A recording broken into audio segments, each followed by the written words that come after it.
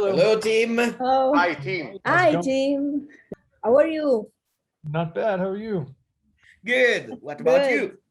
Not You're bad, good. not bad. I'm just Danielle is working. She works from home full time. I was in middle of doing the kids' school, so taking a Busy. break to say what's up to you all. You do the father 24 hours each day. Always, always. It's the best part of life. We know things in America are going well with the vaccines. Not so well over here in Italy, but we are holding on. And what about you? How are you holding up in these pandemic times? Well, I mean, it's not easy, but it's not crippling us or anything. Really, the horrible part about the pandemic for us is we can't work. The band can't really do anything, until the vaccinations are really handled worldwide and people can get it together and do the right thing. Touring needs to resume. The music industry in general needs to resume and get back to where it needs to be. On a personal level, for my family and I, we're doing everything we can just to remain calm and collected and happy. The kids all homeschool during the pandemic and all of that. Danielle, my wife, she works at home, Mhm. and I don't know. I spend my time when I'm not running schools or doing basic parenting stuff. I write music and create and just keep myself busy. I exercise a lot. Everybody's stuck at home during a pandemic. It's probably pretty easy to become complacent and just sit around and do nothing and just wait and hope for the world to get better. But I find that you have to do everything you can to make yourself better and to remain sane and healthy, if that makes sense. Yeah. Yeah. So, as we were saying, we were so overwhelmed by the news last year. We still are in lockdown. Jen was stuck in Germany last year. So, what was the driving force that led you through the pandemic and pushed you to still record a new album? Well, I mean, we couldn't, I suppose we couldn't let this stop everything. It stopped most things. We haven't been able to do any live performances. We haven't been able to exist as a band in a normal function. But what it couldn't stop us doing is creating. We had the bulk of the music. We had most of the songs ready to go, or at least demoed well enough to go into a studio and record it and make it happen. And so we put our heads down, got together, distanced. We wore masks and we were safe and all that, and just got to work and recorded the music that we had, that we believed in, wrote a few new songs while we were there in the studio at the time. And I suppose the driving force was just I don't know, the healing art of making music. We had been shut indoors for so long, and I was kind of blind to the world and trying to adapt to a new way of living. And we had got on Zoom calls just like this. We had traded music ideas back and forth. We emailed each other song ideas and whatnot. But when it came down to it, we had to get together in person to finish this album. And that's the driving force was making the album. Getting through the pain. Despite the pandemic. Absolutely, like personal losses, pandemic, all of that. I'm pretty sure. I mean, I can't speak for everybody, but I know for myself that I was able to pull from inspiration from well, loss and love and pain and anything you might be able to think of to pour into the performance and the recording and the writing for finishing that album and making it what it is. In my opinion, the album sounds like that. I mean, I was there, of course, and I co-created it with everybody. So, of course, I'm biased. I have a little bit of a different opinion, but to me, you can feel that sort of adaptation and that struggle when you listen to the music. Like, at least I can. Definitely. Yeah, it is a very incredible album. It is very Powerful. it's very full of everything. So not the first time, but the second, the third, the fourth, every time you listen, you make out a different shadow in the song. Sure, right, yeah. And is awesome. Yes, it's really awesome. What's funny about that is when Better Without You was released, I actually listened to it for the first time. When it was released, I listened to it on Spotify. And it was the first time that I noticed that there's piano at all in the song. And I was there while it was recorded, and I still didn't know that there was piano in it. I listened to it and I'm like, what?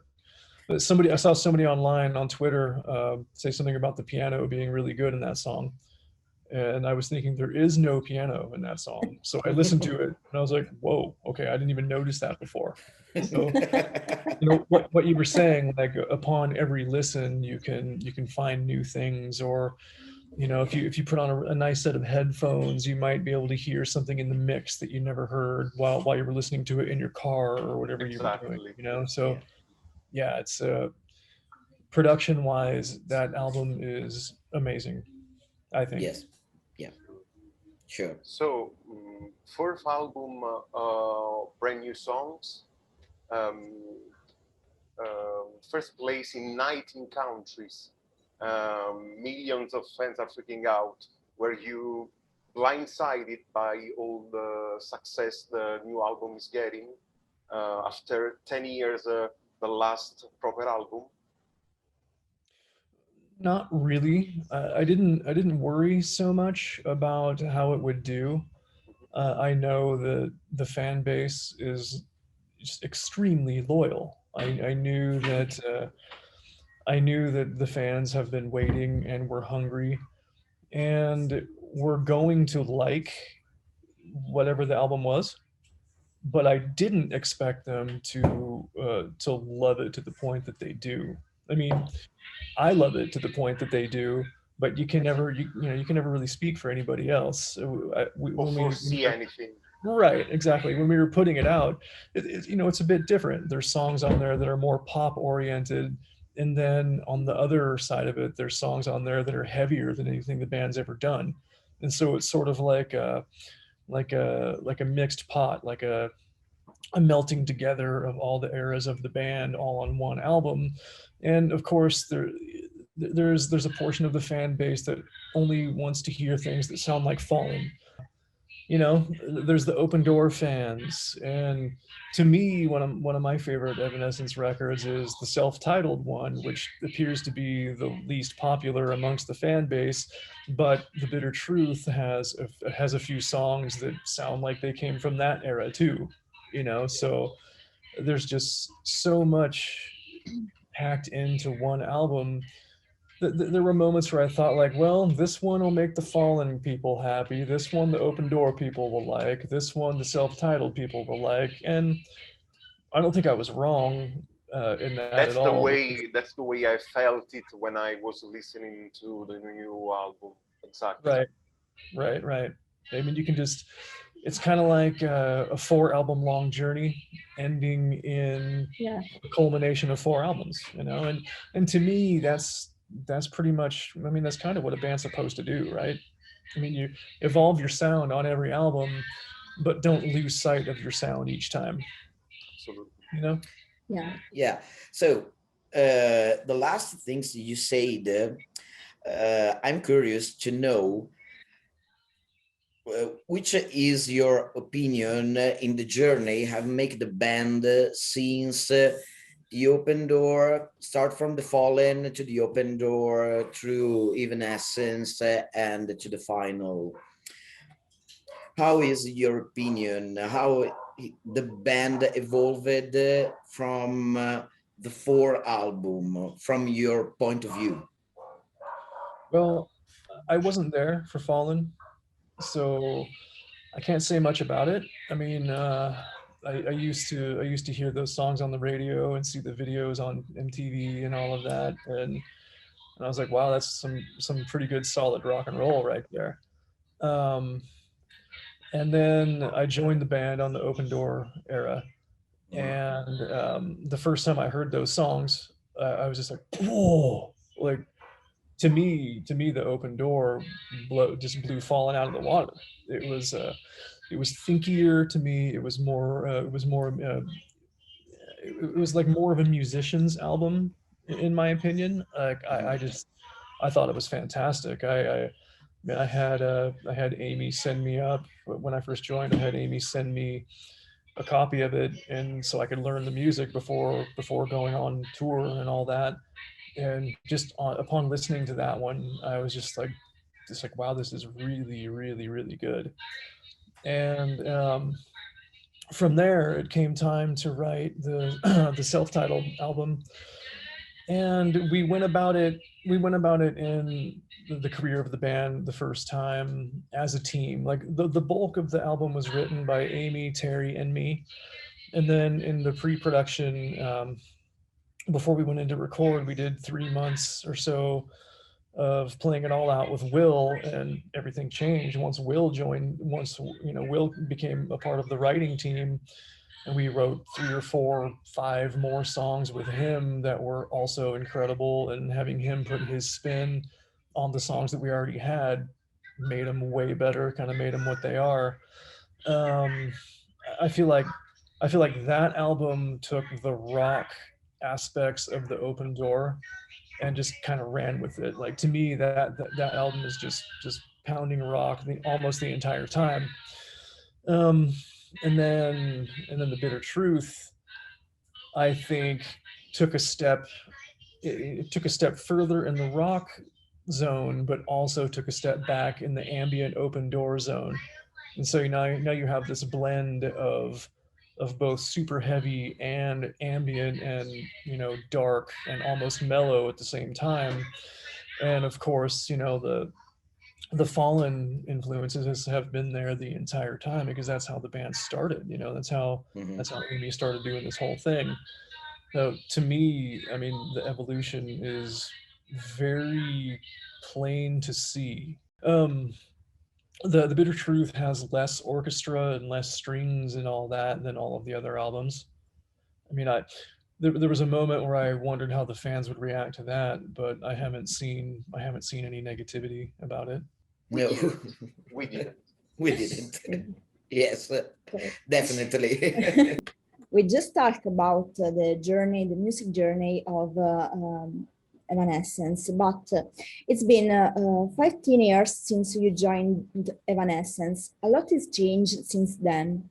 New members in the band, you created your own family. We know Amy said many times this is the strongest lineup the band has ever had. How would you describe your journey with the band up to the new lineup?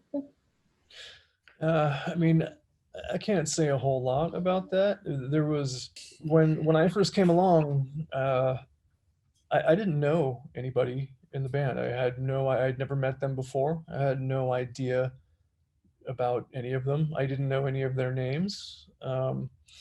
I sat down with them to meet them about joining the band. The manager at the time had reached out to me and said, Evanescence needs a bass player. Are you interested? And I was like, yeah. So I met them and just vibed out immediately. Right away, I mean, within moments, I became friends with Amy and Terry for sure. John and Rocky were a little bit quieter when I first met them.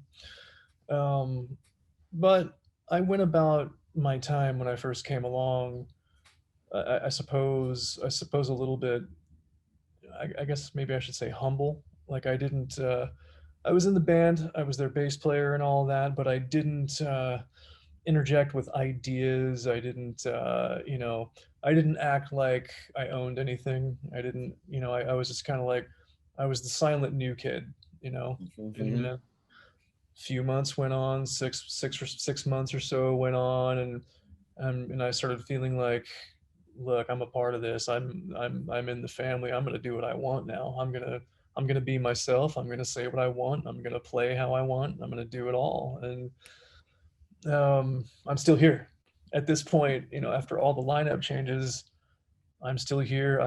I think, I don't know if, I'm pretty sure I'm the longest running band member next to Amy that's in the entire history of the band. So, yes, Yes. yes, we confirm it, everybody. right, right. So I've seen people come and go, you know. It's strange, you know, like when John and Rocky left, I was thinking, wow, that's, what are we gonna do? You know, that's those guys were both great. As a bass player, Rocky was really, really easy to play bass along to his drums, because he played the drums every night, every show, exactly the same. And it was like, I knew exactly what drum fill he was going to do. I knew what beat he was going to play. I knew absolutely everything. And so those guys left, and suddenly we had the stress of training new guys. So Will and Troy came along. I had never met them. We didn't really know them, but then we got together, and I think we rehearsed for a week before we went off to finish the Open Door tour. And upon the first 2 hours of rehearsal, of practice, it was just like, whoa, this is better. Like I didn't expect that to happen. Troy came along on guitar and was ripping solos and playing just soulful, like bluesy solo melodies over Evanescence music, and just the way he played rhythmically and lead, it was just like, oh, where have you been? This guy's amazing. In just 2 hours. right. Just you know, they came along, and you know, they had learned they had learned some of the music beforehand. Terry and I actually got together with them and trained them on the rest of the songs before Amy came along and started doing some singing for us. But it was really clear that we're going to be better than ever now. Wow, didn't see that coming, you know. And so, I mean, that lineup did its thing until 2015, until Terry left. And after Terry left, I mean, it was kind of the same idea. Like, Terry is responsible for all of the guitar on the Open Door and all those cool melodies and those cool vibes, you know. And he was such a huge part of the self-titled record too. It was just kind of like, what okay. And Terry to this day is still one of my best friends, you know. So it was like, well, how do we deal with that? And so Jen came along, joined the band, came into rehearsal, and it was just kind of like, we didn't miss a beat, you know. Like, we had her on guitar with Troy, and you know, since they're both guitar players, we had Troy kind of showing her the ropes on what to do and all of that. And I don't know, journey wise, I can't say it's been difficult or anything. It's definitely had strange moments, but nothing that this talented group of people can't overcome, you know. Like, I think mostly it was like, the worries might have come from personality differences. You know, like, you never know how you're going to get along and be friends or jive with somebody that you've never met before. Like, I used to worry about that all the time before I ever toured with Evanescence in the first place. I'm like, I don't know any of these people, you know. Like, they've all been together for many years. Like, how do I know that we're going to be pals? How do I know that it's all going to make sense? But living on a tour bus in close quarters and playing shows together every night and all that, it's really, really easy to cast any doubt aside and then just to become family, you know? Yeah. So the journey has been good. It's been well, it's been different, I suppose. Each time, each member that comes and goes leaves a signature, but we gain a new signature, if that makes sense. So, you know, we gain a new flavor each time, and um, So I hope it doesn't. everybody put a little break for construction, the band, who you are today. Yeah, absolutely. I mean, everybody contributes to the sound as it exists, you know, and as the years tick by, as time goes on, that sound evolves even more, you know, like my own personal sound that I had 15, 16 years ago is not my sound now, but of course I'm still me, you know, like my musicianship is always going to be there. But when an individual is constantly evolving in music, so is everybody else. You know, I'm evolving, Amy's evolving, Troy, Will, Jen, everybody's moving along at their own pace and moving along towards an ultimate goal. You know what I mean? Like, if we say we make an album in another 10 years from now, I don't want to make the same album that we just made. I want to kick it up notches and do something even more incredible. And I mean, that's just kind of how I look at things. And the way to do that is for everybody to individually evolve and evolve as a group. And the best way to do that is to remain cool and friends and creative and positive and everything you might think, you know? Yeah. The bass in most of the songs um, sounds particularly aggressive, sometimes distorted. Oh yeah. How much of all this is the result of compositional planning, and how much of your desire to give your personal signature to the tracks? The bass tone, like the way it's all growly and tough and deep and all of that, Yeah. that's how I've been running my sound for many years. The Evanescence 3, the self-titled album is the Yeah. same bass tone. It's the same, almost the same. Like it's a little heavier, a little growlier on the Bitter Truth, but I started using, in the Open Door era, I started using distortions on my bass just because I really liked the toughness of it. The self-titled album isn't produced even though it's the same producer, it's not produced exactly the same way. So you can't hear the bass as well as you can on the Bitter Truth. And I'm just gonna say that the way the bass sounds on this current album, I have never heard better sounding bass guitar in my life on a rock album. Now that sounds like a very cocky thing to say because I'm the one that played it, but what I'm doing is I'm giving props to Nick Raskulinecz because he produced and mixed that record, in my opinion, so well that you can hear everybody's individual flair and flavor to the point where couldn't really hear that on the self-titled album, but you definitely can now. And I really appreciate it because that's something, that bass tone is something I've been proud of for quite a while. You know, you've all been to Evanescence shows, and I'm pretty sure our front of house sound engineer, Eddie Mapp, probably pumps the bass a lot. So Yeah. so finally we've got an album where that really shines. It comes through, and oh, it makes me happy. Yeah.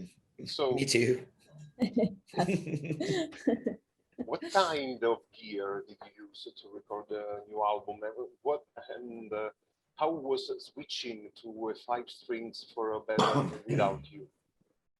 I only use the 5-string on a couple songs. Better Without You, Blind Belief. Well, I will be using it on Never Go Back now because those are the lower tunings, and it's great. I was always, you know, traditionally I'm a 4-string bass player. I just tune down and use heavy strings and all of that. But while we were in the studio, Nick said you really might want to consider using a 5-string for this really low song, Better Without You. And I was like, 5-string? No way. No, that's you know, I'm a traditionalist. I don't do that. So I reached out to my rep over at Ernie Ball and said, "You guys have any 5-strings you can part with so I can finish recording this album?" And they sent it out to me. I started playing with it, and within a couple of moments, within an hour or so, my entire opinion about 5-string basses were changed. I wrote him back and I said, "I'm going to need 4 or 5 more of these things. This is awesome." So yeah, it's I really love that bass. I used it in the video because I love it so much, and the sound it puts out and the way it feels, just perfect. But what was the rest of that question? I only touched on the 5-string bass. What was the gear that you used on the new album? Okay. So on the Evanescence self-titled record, I used the same basses, Ernie Ball Stingray basses, and I used an Ampeg SVT4 Pro amp head, but with a Marshall JMP1 effects unit for my distortions. Over the course of the tour for that album and for the after everything after, since we got back together in 2015 and then toured for another few years until I started making this album. But I got rid of the Ampeg and I use a fractal audio unit. I use a module called AXFX 3. But for the tone of it, this is a bunch of nerd stuff that, anybody that might hear this that's a nerd might be like, "Oh yeah, I know what that means," but most people probably won't know what it means. So there's a software company called Neural DSP that endorses me, and they gave me copies of all their software, and I found a bass tone in this certain plugin that I use for Pro Tools called Dark Glass Ultra. And I took that plugin and I put it into my fractal unit, and then that sound is the sound that you're hearing on the album, is a Neural DSP Dark Glass Ultra through a fractal unit, and that's the sound that I use live now too. And I've been using that for years, but it records so well, as you can hear. I'm gonna sit here and I'm gonna sit here and brag about that bass tone all day if you let me. So you better shut me up. There's a beautiful bass sound in the album. It is full, but is bass. So is full of music. Is full. Is expressive. Absolutely. Yeah. It's expressive. It's in your face and feels like it's punching. And that's exactly what I wanted. Yeah, when I listened to the album with the headset on the high tones, what to do tonight? Okay, I take a punch from Tim tonight. Right. That means I've done my job. Yeah. You do your job really good, man. Thank you. You worked on some of the new songs that were initially written 10 years ago. Was it an hard process to adjust these tracks to the new album sound? Kind of. Well, I wouldn't say it was hard or anything. It was just like, a couple of those songs, like "Yeah Right" was one of them that existed back in 2009. It's just something that was never released, but it wasn't. There was no band on it at all. It was purely electronic, with no live drums, no bass, no loud guitar. Amy brought that one into the studio back in 2 Januaries ago when we recorded those first 4 songs, and she said, "Let's use this song. Let's try to make it work." And so we sat there in the studio in pre-production mode, and the band just kind of took it and did our thing with it. We made it dark and heavy and rock, and of course Nick threw his production on it. Amy had new ideas that weren't there from years ago, and it just sort of all came together into what you hear now. Feeding the Dark was another one. That one was from back in 2009 or 2010 as well. Again, on that one had no band at all. It was just electronic with, you know, electronic industrial sort of sounds. But we took that. Troy and Will actually, Troy came up with the riff in the verses of that song, and we were actually jamming it. Will and Troy were jamming that part, and I came in with some bass when we were doing a writing session. And Amy came in and was listening to what we were doing, and she said, "You know what? That really reminds me of a song called Feeding the Dark that Will and Troy had never even heard before, but I had because I was a part of it back then." And so she pulled it up, and it just happened to be the same key and the same tempo. And so we used the riff that Troy and Will had been working on and just made it into the verse of Feeding the Dark, which gave it an entirely new feel, an entirely new life. And then from there on, just kept going and made the rest of it. And from what I'm seeing, like on Twitter and stuff, like the fans super like that one. Yeah, that's a pretty popular one. So yes, yeah. one of my favorite. My favorite too. Yeah, I love it. In the Dark is all Nice. powerful and So the open door-ish. so time for the last question, Tim. Yeah. Is there any song you didn't finalize you wish you did? Because we know that Dan is saying on Twitter that her favorite track didn't make on the video too. Yeah, absolutely. I mean, there's 3 or 4 songs that we had that didn't make it on the final album. One of them very personal to me.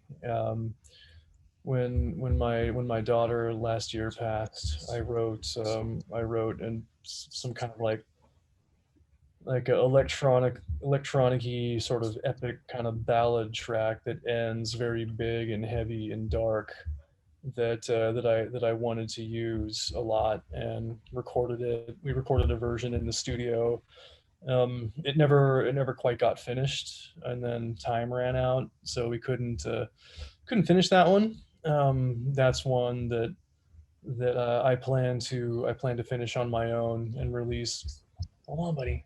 And release on my solo album whenever I can get back to making it. So yeah.